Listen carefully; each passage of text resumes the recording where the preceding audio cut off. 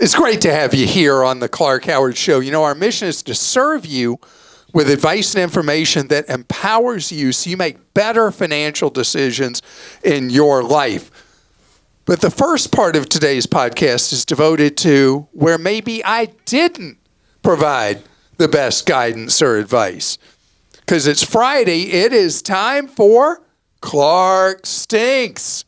So I can't wait to hear from you how you feel I messed up.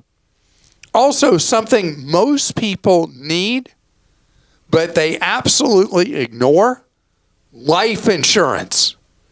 It's supposedly a deadly topic for ratings because nobody wants to think about dying. But, you know, we're all gonna someday. So I'm going back to basics, how you decide what to buy and how to buy it. That's coming up later. But right now, it's time for Clark Stinks. I should have never encouraged you to speak. You must think I'm pretty stupid. You should be ashamed of yourself. Well, maybe I'm wrong. Maybe I'm wrong. Maybe you're right, pal.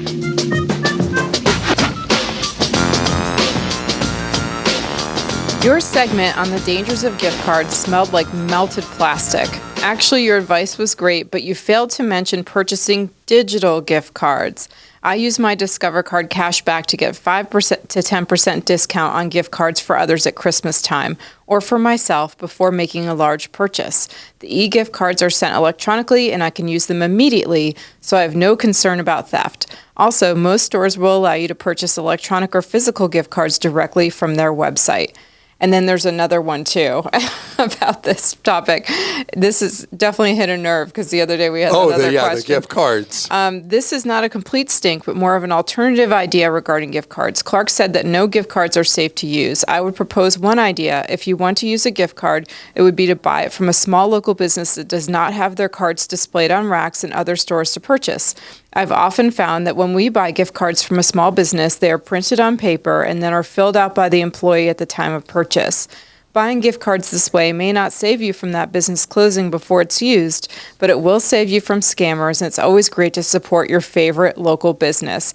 Thank you so much for all you do. I've been to you for over 10 years, and my husband has learned to no longer roll his eyes when I start my sentence with, well, Clark Howard said. Debbie. Debbie, thank you. And who was who had the comment before about the e-gift cards? That was Chris. Chris. Okay. So Debbie and Chris, thank you for adding to what I've said, the layers with the gift cards. First, Debbie, the idea of buying a gift card from a local merchant, the criminals aren't targeting local stores that are not chains. So it's absolutely fine to buy from a local store, local restaurant. As you mentioned, the only danger is that the store or restaurant goes out of business before the card is used, not the card draining that has become a huge problem with gift cards from national retailers, national restaurants. Now, the other comment about the digital cards. Digital cards have proven to be a much safer alternative to physical gift cards. And so if you have a digital card, you are in much less risk. I don't even know if there's any of the risks involved unless criminals tap into how a big business actually issues its digital cards. That money should prove to be safe, where the physical gift cards people buy at stores of major companies are not safe right now. It's not even, they may not be safe. They're not safe. When you were discussing a teenager going to Spain for a school trip and trip insurance with the dad, you did not discuss medical transportation insurance. I've bought travel medical transportation insurance in the past when going overseas. I've heard of many people who did not have it and received a large bill, around $50,000, for transportation back to the USA for care. This may have a low risk, but as a father, I would want to make sure my daughter could be transported home if she were ill or hurt. Tony. Tony, thank you. The medical transport insurance, the evacuation policies, they are an area of a lot of complaints from people who have purchased them thinking they're buying peace of mind and then they have problems later getting the policy honored by the supplier of the medevac policy. So with the medevacs, you have to get their authorization. Many times they have to actually arrange the transportation. And the reputation for these policies, when somebody's had one that worked well, they're like, this is the greatest thing ever. Unfortunately, a lot of people have problems with them, getting them to honor the terms. You got to be very careful with the terms. For example, Western Europe, many of the policies will not cover medevac out of Western Europe because the quality of the medical care is considered to be developed world quality. And so depending on the policy, it may or may not cover that. So this is one where the devil's in the details. You have to thoroughly read not the brochure, but the contract for a medical travel policy to see how the coverages are triggered, what makes them eligible. As long as you do that hard work first, then this is a good suggestion. My dad makes me listen to you in the car, and you make my ears bleed. I can never listen to Taylor Swift in the car because of you. You stink like my dad's bad podcast taste. Mia.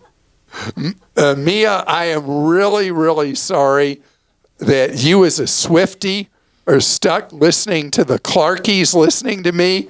That is a terrible thing.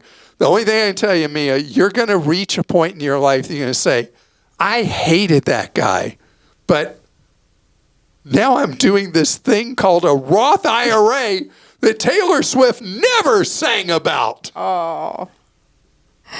Sorry, Mia. Okay, after years of building houses, Clark doesn't know the difference between a rafter and a joist. Contrary to what he advised, insulation should not be put between or over the rafters. When you go into the attic, the rafters will be above your head, holding up the roof. Insulation should be between and possibly over the joists, which are at your feet. Harry. And several people wrote in about that. Yeah, I apologize because I know the difference, because once I was insulating my own attic, and I fell through the ceiling between the joists. Did you know that? I do remember that. Yes. Yeah, I got hurt a little bit. My pride was hurt more than I was physically, but I was hurt both ways. So be careful walking on the joists. Like Clark Griswold in Christmas Vacation. You don't know that? I don't know that. Oh, this movie's so funny. He has a very good name, though. Yeah, he does. That was Chevy Chase? Yeah. Oh, yeah. What about renters and high utility bills? All the recommendations you mention are mainly geared toward those who have attained a lofty status of home ownership. As a third-floor apartment dweller with not-so-great windows, my electric bill was $150 all last summer. I love your show, but I wish you'd throw renters some love by telling us what we can do with limited control and things landlords aren't willing to do. I'm also affected by the time-of-use electric company rules. Chelsea, thank you. And yes, that is a fail on my part, because you probably aren't allowed to change the thermostat to a computer-controlled thermostat that would figure out when you're not home. I guess it was an early version of AI that we talk about AI for everything. So if your landlord would allow you to put in a Nest thermostat, they might benefit from it. They're cheap to buy. Many people can self-install. It's not like the thing with cutting the wire on the roof. Anyway, you could put in a Nest thermostat. They're not always easy to self-install, just depending on how many wires. I get an electrician. How capable you are. But anyway, they will reduce your bills by a good 20% or so. They'll have a good payback. And it's a long-term benefit to the landlord. The landlord might split the cost with you because they benefit from being able to say, yeah, we've got a Nest energy-saving thermostat in the unit. You could do some weather stripping potentially around the windows. There are some simple things you could do, but you're right. I've never thought through what an apartment renter can do to save money, and it's a third of the population. You've given me a challenge. I'm going to noodle that one. And also thermal curtains. You can get those at like Target, maybe Walmart, I don't know. which apparently when you close those, they keep out the heat in the summer and they can be helpful, and then the winter for keeping in the heat. Okay, I enjoyed your podcast about voice cloning. However, you failed to tell your listeners about the personal greeting on your cell phone. Your greeting, "Thank you for calling, leave a message after the tone," is a gold mine for the crooks. All they need is a few seconds of your voice. If you have a personal greeting on your phone, you must change it to the default greeting, ASAP, Heinz. Wow. Did you ever think of that? I did not. Heinz, thank you. This is why we do Clark Stinks. You brought some very useful information here. I don't have my voice on my voicemail. Do you have it on yours? I won't as of a little while from now. Okay. Okay, of course, my voice it doesn't even matter. Somebody could take the podcast, so I don't really have to worry about that. I feel compelled, I do have to worry about it, but there's nothing I can do. I feel compelled to express my concern about your advice regarding donating with a credit card. Your rationale, citing the potential rewards for the donor, troubles me. It's critical to acknowledge that the receiving charitable organization often bears the burden of processing fees associated with credit card transactions. I use credit cards for everyday transactions, but not donations. KT. KT, thank you. Credit cards are a blessing and a curse for charities. Charities get more donations than they would get otherwise because of credit cards. A lot of times people will not donate otherwise because of various reasons. They don't write checks anymore. They don't have cash on them if it's on site. And the credit card is simple, easy breezy, costing the charity 2 to 3% of the funds donated. I think the feeling at most charities with the donation people, what they call the development people, is that they'd rather have 97 cents than zero. And if you are in a position where you can do what you said, you donate by electronic funds transfer, check, cash, whatever, then yes, the charity's getting 100 cents on the dollar. I think overall, credit cards have been worth the merchant fee drag that the charities have suffered. And, you know, while we're speaking about this, if Visa and MasterCard really wanted to show some heart with their massive profits, they could take a charitable deduction themselves. If they waived or gave back as rebates the merchant processing fees to charities that accept charitable donations with credit cards. What about that, Visa and MasterCard? Clark, why don't you talk about Mint Mobile? I have been with them for 3 years. I pay $30 a month for unlimited data and text with 20 gigabytes of hotspot.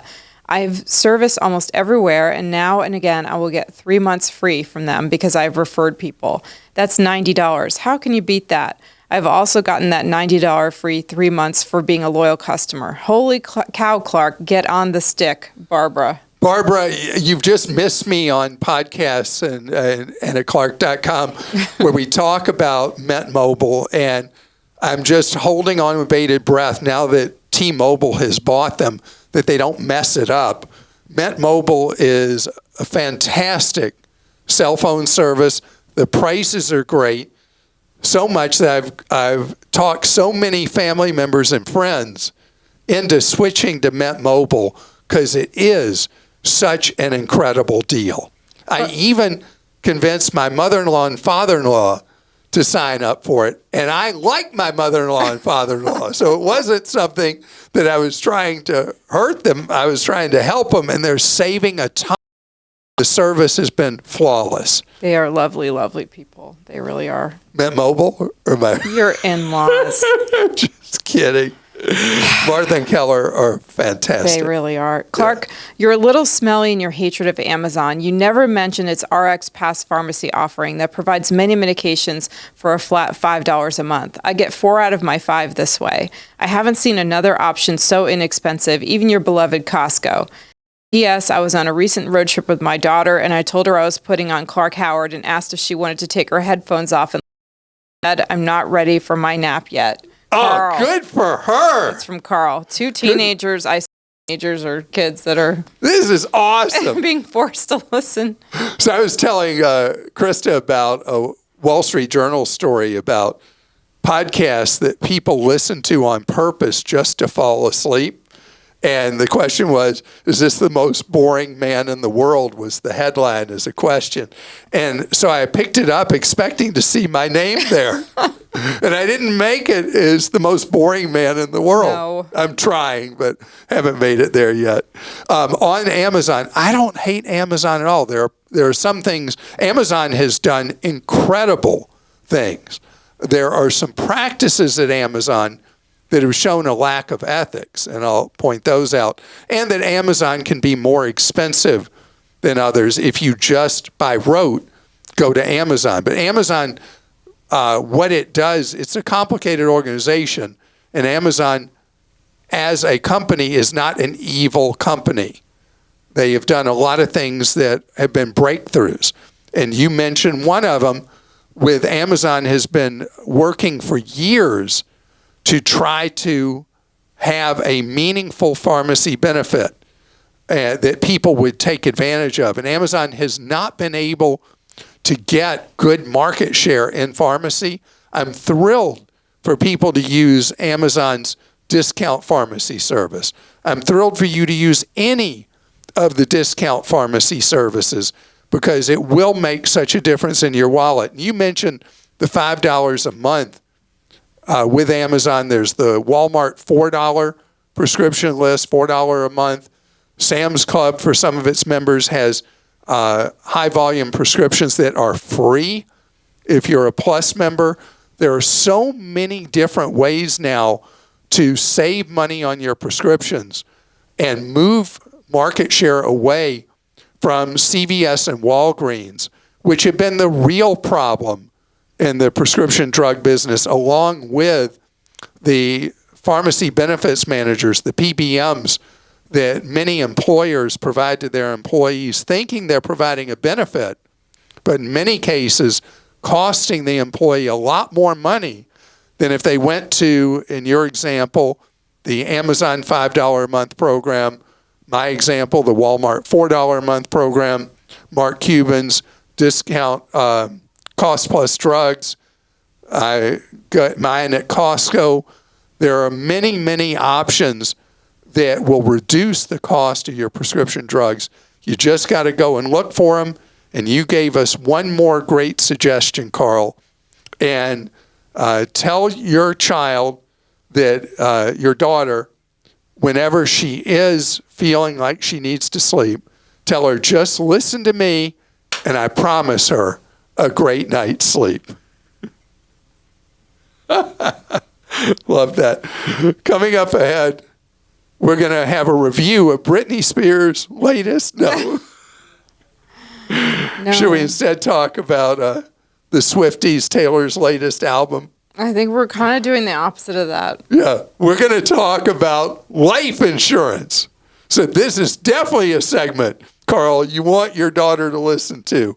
She will definitely snooze away, but it's important stuff you need to know. Life insurance is one of those things that is sold, not bought. What does that mean? That means that it's something that most of us have a need for at different stages of our lives, but most of us don't buy because, well, first it reminds us of mortality, and that's an uncomfortable topic, and it's just a confusing product to buy. So much terminology, and especially for people under 40, people under 40 do not want to go face-to-face with an insurance salesperson. They don't want to do it. In fact, the mentality of people under 40, it's a generational shift, is that the life insurance industry can't even attract people under 40 to be insurance salespeople because the whole idea of it is just disgust them. They just don't want, they're not attracted by recruiters to the industry. Life insurance is not, we were talking evil, Amazon. Amazon's not evil. Life insurance isn't evil. But the truth is, almost never for buying simple life insurance do you need a salesperson in the first place. And the insurance that you're best off buying, a salesperson cannot afford the time to come and sell it to you. Because the type of life insurance you should have is called level term insurance. Level term insurance. For almost all circumstances, almost all situations, and remember I said almost, not 100%, but almost always, it's what you need. Because what you need is you need a very affordable policy that all it simply does is pay to provide for your survivors in the event you die. And it's for a specific period of time. Level term insurance is most often purchased for a 20-year term or 30-year term. The idea is if you have young kids, to provide for them till they're into adulthood. And 20 or 30 years does that. 30-year, often people will buy in their 30s to cover the remainder of their working lifetime to provide replacement of income for a spouse, partner, significant other, or to provide funds to kids. Any of those reasons. So level term, because it's so streamlined, there's no weird savings accounts. There's nothing like that. You buy it, the premium stays the same through the 20 or 30 years. People who bail on the policy are subsidizing people who stay in it, which is why for a long-term buyer, somebody who's actually going to keep it for the 20 or 30 years, the premiums are really crazy affordable. And you don't have to worry that every year you're older, your mortality risk goes up and the premium goes up. This is completely different than what insurance companies want to sell you and salespeople are going to pitch you, which is various weird forms of life insurance that have supposed investment aspects to them or savings accounts to them. And anytime anybody starts pitching anything that has the word universal in it before the word life, you are going to find out that you can be the fastest runner in the world as you run away from that person because you don't want anything to do with that ever, ever, not ever. It is a time bomb that will blow up on you when you buy any form of universal this, that, or the other life insurance. It has caused more heartache for people at tax time or just with money going down the drain at very high cost per month. Whole life insurance, in rare circumstances you'll hear me mention, is a worthy purchase. Rare. For most people, level term insurance. Many companies sell it. You buy it right online. Many of the policies now are instant issue using information. We don't have privacy anymore. Using database information on your medical history to set your premiums without having to come and take blood from you and have a nurse visit you and ask you 8,000 questions and all that. And so those policies are instant issue based on your medical history. And that's the very common way that most level term is now issued. It was like a sideshow in the past. Now it's the big show of level term insurance. Now, I have a brand new updated guide on how much life insurance do you need. And it's very thoroughly researched and written at Clark.com. And so you can go see that article if you go to my insurance section, Clark.com/insurance, and go through the formulas to pick out how much you need. My experience, a lot of people won't take the time to read it. So shorthand, if you just want to buy a policy, get it done, and know you have it, all you do is buy 10 times your current income. It's not going to be precise. You'll get much more precise if you go through what we recommend. But just to get there, if getting you to buy it as easily and simply as I can, then just buy 10 times your income and go to the companies we list that will do the instant issue. And you can get it all done, all in just a few minutes, and get that life insurance in place to protect your spouse, significant other, or your kids. I've got a related question from Augustus in Florida. With all the insurance and fitness tracker talk lately, I thought this might be a timely question. I'm 33, recently married, and my wife and I hope to have as many children as we're blessed with. Consequently, I think it's time to get life insurance policy. I'm Good for thinking you. 15 to 20 years for $5 million. I'm on the fire track. I am a former elite athlete, and I still walk 7 days a week and exercise 5 to 6 days a week, a combination of weightlifting, running, and soccer. I average about 100 miles a week on my feet. Did you write this post? Because this is like your exercise Please, no. regime. My resting heart rate averages in the low 40s. I have a VO2 max greater than 60, and my Wow. body fat percentage varies depending on the training season, but averages around 10%. 10%? Every 6 months or so, I have my blood work done, and it's typically quite strong. I have almost 10 years of data on my fitness metrics and diet. Given my situation, I believe I'm a lower risk than an average 33-year-old male, and I think a discounted premium would be fair. Would you offer any advice on how I could best shop life insurance that will factor in my full health picture? Yeah, so this is an unusual situation. Make sure when you're getting quotes for athlete, they're not for professional athletes. Their profile is completely different than you as an individual who's achieving these incredible health goals in your life and fitness goals. There is a shopping site that I know about that one of the audiences they serve are mega fitness people called Quotacy that quotes I think it's for Quotacy. Quotacy. Quotacy? How did you know Quotacy. that? I've just heard it said before. That's Oh, thank you. But they have had a special emphasis over the years for people that are ultra fit like you are and do so much extreme exercise and fitness training and aerobics and all that.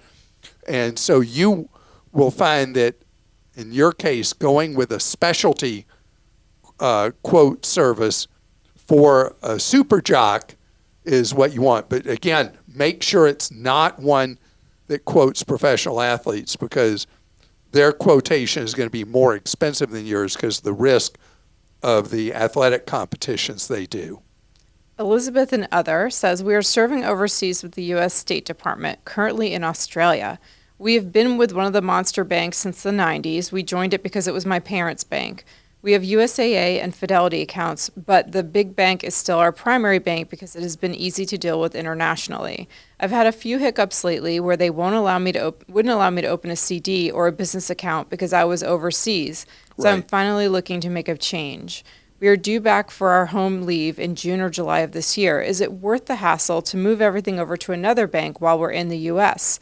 VPNs only get us so far. I would Right. prefer to not use their services for much, but also not sure if we can get it all done in 6 weeks if the other banks will be as easy to use internationally. So Elizabeth, the bank you're with, because of a scandal they had with international money laundering, they're just a nightmare to do business with in a situation like yours as an expat. So just sue for peace, can them when you come back to the U.S. You're already with Fidelity and USAA, is that right? Yes. So Fidelity, you can buy CDs and all that kind of stuff through them. I would do that. You already have a existing relationship with Fidelity. You can do international banking very easily with USAA. I think you've got the two you should be giving your business to instead of with this giant bank that you inherited essentially as a bank you should use from your parents. You probably also, unless you're military yourself, you inherited USAA from one of your parents. And so using USAA and Fidelity with all the capabilities they have, I think you'll be much happier diverting that business away from the giant bank that is really good at saying no instead of yes. Angie in Pennsylvania says, I've been looking at Vacations to Go for cheap cruises. Is this site a good one? Are they worthwhile, legit? Is it a great resource? It looks great to me, but I can't tell if this is too good to be true. So Vacations to Go is a great source for discounts on cruises, no doubt. We actually wrote an article called Vacations to Go, Can You Find Bargain Cruises on Clark.com. Yeah, well, you can. Absolutely. I love the way we write. Everybody writes these headlines now as questions, so you have to go on to find the answer. Yes, so I'm answering the question. Vacations to Go has a lot of bargains, also has really bad historical record on customer no service if something goes wrong. So they have a reputation in two areas. One, yeah, the bargains are great. Two, something goes wrong with that bargain, hard to deal with. So you got to know that trade-off. My oldest brother has used Vacations to Go for years and years and years for cruises and swears by it, not swears at it, because he's never had a problem with any of his bookings. So if you're into a bargain, go for it, but know that, as so often happens, with opportunity comes a hazard. And the hazard is customer no service problems after the purchase if something does go wrong. So mixed bag there. Also, I use Costco Travel for cruises, and they are as honest as the day is long. They rebate most of the commission to you if you're a Costco credit card holder and you're a Costco executive member. You then get rebated 5 additional percent. With Costco, though, they're so busy, if you do have a problem, you can sit there on hold a long, long, long time with Costco Travel. So I guess you could say customer service issues of a sort with them as well. So I hope you have an absolutely great, great weekend in front of you. It has been a pleasure being with you this week. And dialing back to earlier this podcast, I want to thank all the wonderful individuals who took time to post on Clark Stinks. It's how I learn. I benefit so much from it. And we all learn from each other. And enjoy that weekend. Know all weekend long, though, we continue to serve you at Clark.com and ClarkDeals.com. See you next week.